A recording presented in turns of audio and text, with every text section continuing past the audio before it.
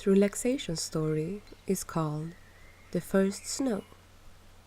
But before we get started, I want you to get comfortable.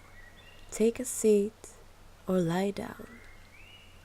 Then take a deep breath, hold it for a while, and when you exhale, let your muscles relax. They work hard to keep you going every day, and they deserve, just like you, a moment of relaxation. Keep breathing deeply while letting yourself get swept away by the story that begins here. The sky was clear above the little boy's head, where he sat, surrounded by the world he once knew, that now seemed so strange to him. The wind passed by, and he shuddered when it touched his bare face.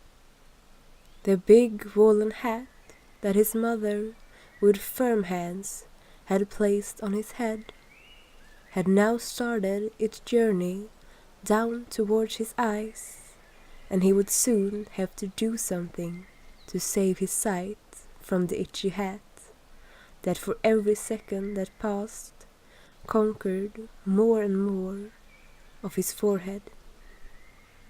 It wasn't quite that easy to push it back up, with both hands embedded in two separate, fine-knitted mittens. But after a few determined attempts to pull the hat back, he finally managed to get it back to its original place, at the top of his head, above the blonde hair that gently curled at his temples. Everything around him seemed so intensely beautiful, but at the same time so disturbingly cold. It's not always easy for a little boy to understand how two things, which in many ways seem so different, could go together and live in harmony with each other. The outside world, somehow, felt both appealing and frightening at the same time, which was something he had never experienced before. What was all this white stuff that surrounded him? The eagerness to explore the white snow grew larger inside him for every second that passed.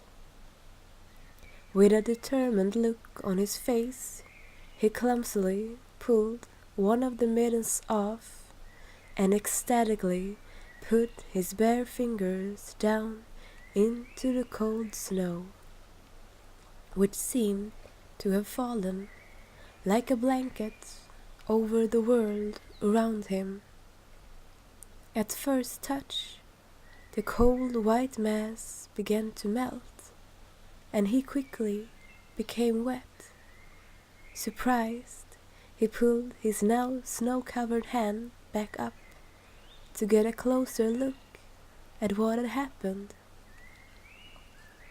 Fascinated, he saw how the cold snow quickly turned into transparent small water drops in his little palm. "Oh, so this is what snow is," the boy thought fondly. He lifted his hand towards the sky and let a little newly formed drops slowly flow down his hand. They then went down along his chubby arm and in under the sweater sleeve. A trembling went through the boy's body when the cold water ran down his warm skin, a trembling that was both based on discomfort and on pure delight. Carefully, he let the wet and even slightly frozen hand settle on the knee, close to the other one who was already there, to shift his focus elsewhere. With a heart full of curiosity, he let his gaze wander along the contours of this almost unrecognizable place that he now was in. He had been here many times before, but now the place felt so unfamiliar, transformed by the frosty hand of winter as it was. The cold white snow had managed to change his whole world in so many ways, to the extent that he no longer recognized it. The water that he bathed in this summer was no longer soft and billowy by the seashore. In the place where he previously splashed in its waves, there was now just something that looked hard, cold, and very different. His first thought was that someone must have put a lid on his beautiful ocean, perhaps to protect it from the unpleasant cold that by now had taken over his whole world.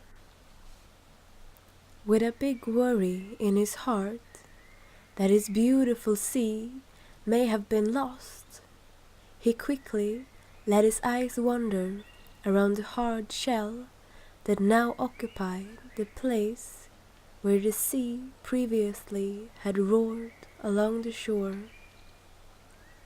After a little while, he happily realized that if he really focused his eyes, he could distinguish the lovely movements of the beautiful ocean far, far away in the horizon. It was still there, and it danced just as stunningly as ever. His heart almost missed a beat of sheer joy at the sight of it. His beloved water had not left him behind in this cold world of snow. The insight warmed his little body, which for every moment that passed was increasingly affected by the winter's cold grip around him. However, he could not hear the noise of the sea. No matter how hard he tried, he could only hear the very faint songs of the winter birds echo in his ears. Of course, there was also the sound of the wind blowing through the crowns of the forest trees. That sound didn't either seem to have been scared away by the winter. An unnerving feeling suddenly crept up on him. The white snow had not just covered his surroundings, it had also suppressed all the sounds that had been here earlier during the warmer autumn days. It was not only the ocean's noise that was gone. Not even the forest animals seemed to sound as intense as before. The very few and muffled bird songs that was now heard around him were nothing he was used to, and it suddenly felt so lonely and isolated where he sat on his own in this strange and cold world. He took a deep breath and felt the cold air fill his small lungs. It was so cold outside that it almost hurt. He inhaled once more, this time not as deeply, in an attempt to catch the scent of the landscape. But it was more difficult than he had thought. The cold winter had apparently not only taken away all the sounds, but also the scents. A little annoyed, he looked down at all the white that surrounded him. He was no longer sure it was as wonderful as he first had thought. But then the wind swished between some trees nearby, and some snow fell softly from one of the big fir trees. Intrigued, he looked at the forest. Even the trees seemed very different now in winter time. The snow covered every one of their protruding branches, so that they almost looked more white than green. However, this change, he thought, was for the better. The spiky spruces suddenly didn't look as mean, and thereby the forest became more welcoming. Despite the improvement, he must admit that the trees looked very sad where they stood. Many branches had become so heavy of the snow that they could no longer stand straight out. Instead, they were now sadly hanging down towards the chilly ground, and the little boy couldn't keep from thinking that they looked like they had lost their own sap. So heavy and so tired. Maybe they used the white snow as a blanket and slept through the cold winter. But what did he know? Poor trees and poor sea that seemed to have been paralyzed by the white hand of winter. He couldn't do anything but feel sorry for them. As from nowhere, he heard his mother call for him from behind.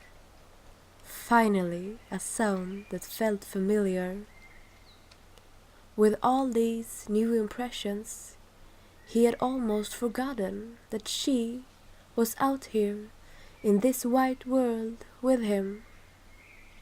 She quickly got closer, and with wonderfully warm arms, she lifted him up and embraced him tightly. "Time to go home, my love," she said, as she turned around to go back to the little cottage that they called their home.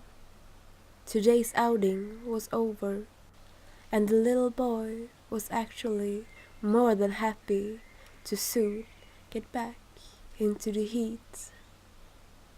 The last thing that the little boy saw before they went inside was the one mitten that still lay in the snow where he had previously put it down, now forgotten and all on its own.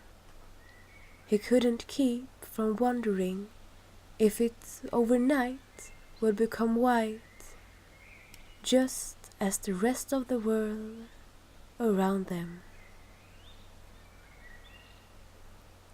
The story that you just heard is called The First Snow, written by me, Amanda Stockhouse. I hope you like it, and if you want, you're more than welcome to press the like button below the video and subscribe so that you don't miss out on more stories like this one. I wish you a pleasant day, and hopefully I will see you again soon.